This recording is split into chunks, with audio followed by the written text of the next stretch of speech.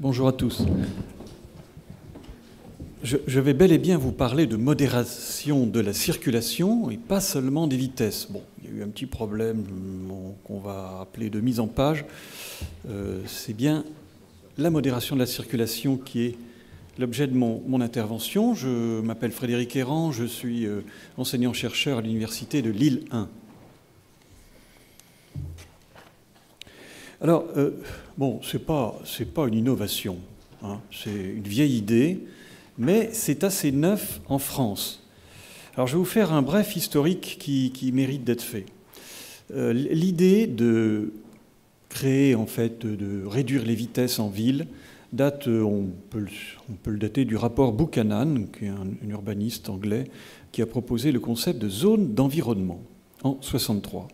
Puis ça n'a pas eu beaucoup de succès en Grande-Bretagne, mais ça a été récupéré par des urbanistes néerlandais dès la fin des années 60 pour créer ce qu'ils ont appelé dans ce pays des cours urbaines. Des cours urbaines. En fait, littéralement des cours d'habitation, car pour eux, la rue, c'est un prolongement de l'habitation. Ils n'imaginaient pas que leurs enfants puissent se faire écraser, et donc ils ont investi la rue pour... en exigeant une baisse des vitesses. Dans les cours urbaines, c'est 15 à l'heure maxi. Et ils ont généralisé le concept très vite en distinguant ségrégation et intégration. Ségrégation du trafic sur les grands axes, avec par exemple des pistes cyclables séparées du flux automobile, mais intégration partout ailleurs, en clair dans les quartiers, et en créant le concept de zone 30. C'est eux qui ont créé le concept de zone 30. Et dès les années 80-90, en fait, dès la fin des années 70, l'Allemagne a récupéré l'idée et a commencé à parler de Verkehrsberuhigung, c'est-à-dire littéralement modération de la circulation. Avec très vite expérimentation de 3 générations. D'abord des rues 30. Bon, ils se sont rendus compte que ça n'avait pas grand sens de limiter le 30 à l'heure à une rue ici ou là. Donc ils sont passés au concept de zone 30. Nous, on en est encore là, hein, zone 30. Eux, très vite, dès le début des années 90, ils en étaient à l'idée de ville 30, c'est-à-dire de généralisation des zones 30 à toute la ville, sauf les grands axes, c'est-à-dire 80% du linéaire de voirie. Leur méthode est très intéressante et mérite qu'on la copie. Il y a un lobby auto monstrueux. Il y a 15 millions d'adhérents à l'ADAC, qui est l'automobile club local, hein, en Allemagne. Bon. Donc, comment lutter contre le lobby auto? Bien, on expérimente, on dit pas qu'on impose, on expérimente, mais on fait une étude avant-après. Comme c'est toujours très très bénéfique comme solution, eh ben, on garde. Voilà. La Grande-Bretagne a ensuite investi, je ne vais pas en dire qu'un mot, ça s'appelle traffic calming là-bas, avec les 20 miles par heure zones et les home zones, l'équivalent des zones de rencontre. Et en France, donc c'est à partir des années 90 seulement qu'on s'y est mis, avec en 90 le concept de zone 30 qui émerge, enfin qui apparaît dans le code de la route. Mais c'est vrai qu'elles ont eu peu de succès et ont été souvent mal conçus. Puis en 2008, enfin, les zones de rencontre, avec juste, vous avez vu, donc c'est 76 aux Pays-Bas, 2008 en France, hein, les zones de rencontre. Donc, soit plus de 30 ans d'écart. Alors, il se trouve qu'en France, ce n'est qu'en ce moment, que maintenant, là, ces toutes dernières années, que les villes commencent à s'approprier le concept de modération généralisée du trafic. Pas seulement des vitesses, mais aussi du trafic. Avec des villes pionnières, alors Lorient, qui est la seule ville, disons, d'une certaine importance, qui est déjà, à ce jour, enfin depuis très peu de temps, mais entièrement en zone 30, sauf quelques grands axes. Nantes s'y met à grande vitesse, Grenoble, Strasbourg, Toulouse, Paris, donc voilà. Donc, par exemple, ça c'est le plan de modération des vitesses généralisées à Nantes. Vous voyez, ça couvre toute l'agglo, tout ce qui est urbanisé sera en zone 30, c'est leur objectif. Et ils veulent y aller vite. Pourquoi? Parce que, bien sûr, à Bordeaux, il y a quelques zones 30. Mais la grande différence, c'est qu'on généralise, et on généralise assez vite. Alors je vais essayer d'expliquer pourquoi. Quel intérêt ça a? D'abord, il y a une baisse, donc on va d'abord s'intéresser à la limitation de la vitesse, et on verra que c'est une condition pour ensuite modérer le trafic. La baisse des nuisances, les nuisances sont très liées à la vitesse, a rappelé Marc Viel, et effectivement, quand on baisse la vitesse, on agit à peu près sur toutes les nuisances. Bon, je ne vais pas en faire la démonstration, c'est trop, je n'ai pas de temps. Quant à la vitesse moyenne, parce que quand on passe de 50 à 30, c'est quand même moins 40%. On peut s'inquiéter quand même. En fait, la vitesse moyenne, concrète, des déplacements en voiture, elle ne baisse d'environ que 10%.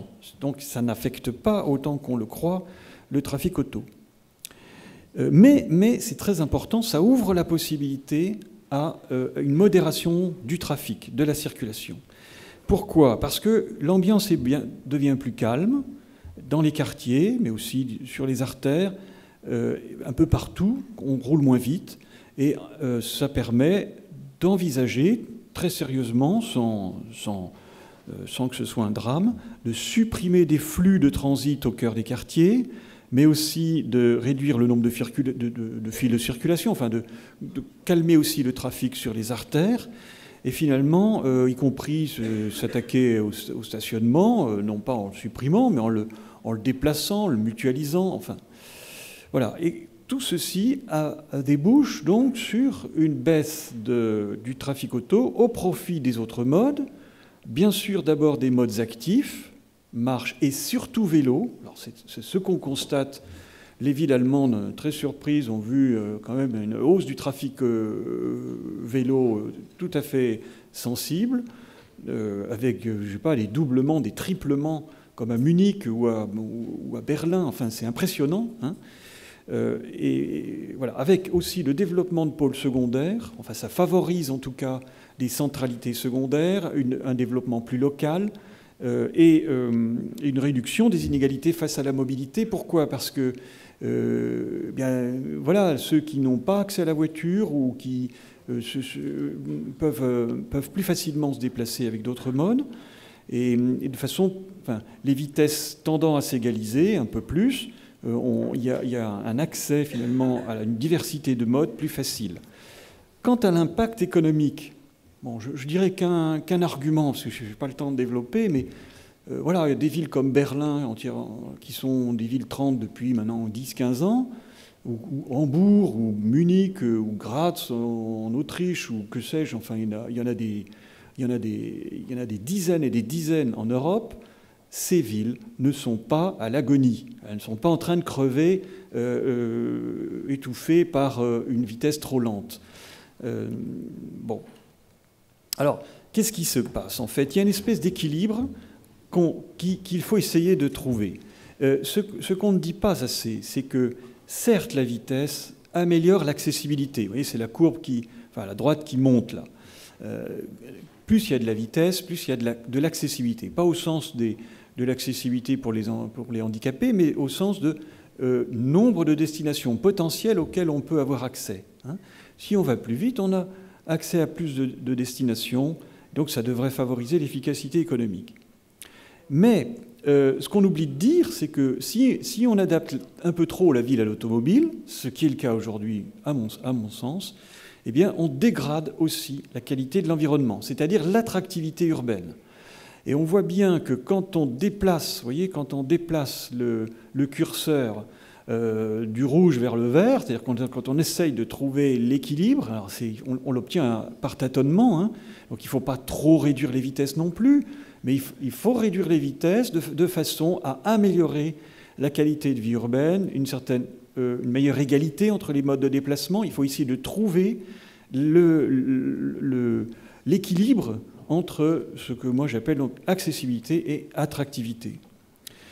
Et ainsi, voilà, on peut réussir à un peu mieux des villes plus durables et en tout cas qui peuvent évoluer vers des modes plus respectueux de l'environnement. De toute façon, on y sera contraint. Bon, alors, comment s'y mettre? Alors, je vais essayer de donner quelques clés de mise en œuvre. D'abord, c'est une extension rapide qui me semble inévitable et nécessaire. C'est-à-dire, actuellement, on a presque toujours, heureusement, en France, des centres-villes, des hypercentres calmés, où il fait bon vivre. Bon, c'est un acquis maintenant, tout le monde estime ça parfaitement normal. Ce n'était pas le cas il y a 30 ans. Il y a 30 ans, ça te paraissait totalement iconoclaste de supprimer le trafic de transit, par exemple, à Strasbourg. Ça a été un débat pendant 20 ans. Et puis, un jour, c'était le 24 février 92, on a supprimé 50 000 véhicules qui transitaient par l'hypercentre.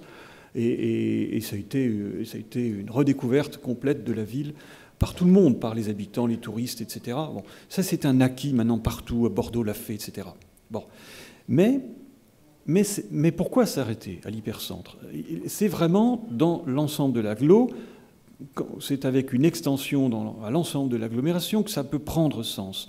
Et pour cela, il faut y aller un peu plus vite qu'aujourd'hui. Donc, par exemple, pour parler de ma ville, à Lille, au rythme actuel, on aura mis la ville en zone 30 en 2040. Voilà. Donc, en attendant 2040, personne ne comprend pourquoi tel quartier est en zone 30, pas tel autre qui est juste à côté, qui ressemble comme deux gouttes d'eau. Enfin, ça n'a pas grand sens. Donc, l'idée, c'est d'aménager seulement si nécessaire, et puis d'industrialiser la mise en zone 30 de façon à diminuer les coûts. Alors, la ville modèle, peut-être là-dessus, c'est Zurich. Zurich, pour des raisons juridiques, enfin, je passe le détail, en 3 ans seulement, ils ont instauré 115 zones 30, enfin, dans toute la ville, en 3 ans seulement. C'est donc possible. Quand on regarde, allez voir avec Google Earth et Google Street, quelle allure ça a. Bon, c'est pas très beau, mais c'est pas très moche non plus, c'est pas vrai. C'est parfaitement regardable, c'est possible. Hein. Alors on peut aussi, donc, centre-périphérie, quartier et artère, c'est-à-dire pas seulement le cœur des quartiers, hein, où là on admet que ce soit possible de modérer la circulation, mais c'est aussi partout où la vie locale domine, et y compris donc sur les artères. Il faut commerçantes, touristiques, etc. Enfin, bien sûr, en concertation, c'est-à-dire c'est fondamental. Peut-être que Lorient est la ville modèle sur ce plan-là. Il n'y a pas eu une zone 30 à Lorient qui n'a été concertée longuement avec la population. C'est très important, ça permet d'informer sur les intentions, l'intérêt, etc. Et puis d'associer la population aux détails des solutions techniques. C'est très important. Enfin, il faut s'inspirer des bonnes pratiques. Alors, on en a plein à l'étranger, mais c'est jamais pareil qu'à Bordeaux. On en a plein en France. Bien sûr, c'est pas pareil non plus qu'à Bordeaux, tout ce qui se passe ailleurs, je sais bien. Mais peut-être qu'on peut quand même s'y intéresser. Et je vous assure, c'est passionnant de voir, par exemple, comment Nantes s'y prend, ou bien une ville comme Strasbourg, qui s'y prend mal d'ailleurs, parce qu'elle a fait un référendum qui a un peu capoté. Je peux en parler si on a le temps. Voilà, c'est très intéressant de voir ce qui se passe ailleurs. Ouvrez les yeux, c'est pas très loin de chez nous. Même Toulouse s'y met, j'avoue, j'ai pas eu l'occasion d'explorer trop ce qu'ils font. La grande rivale, allez voir. Enfin bon, voilà, écoutez, je vous remercie. Merci.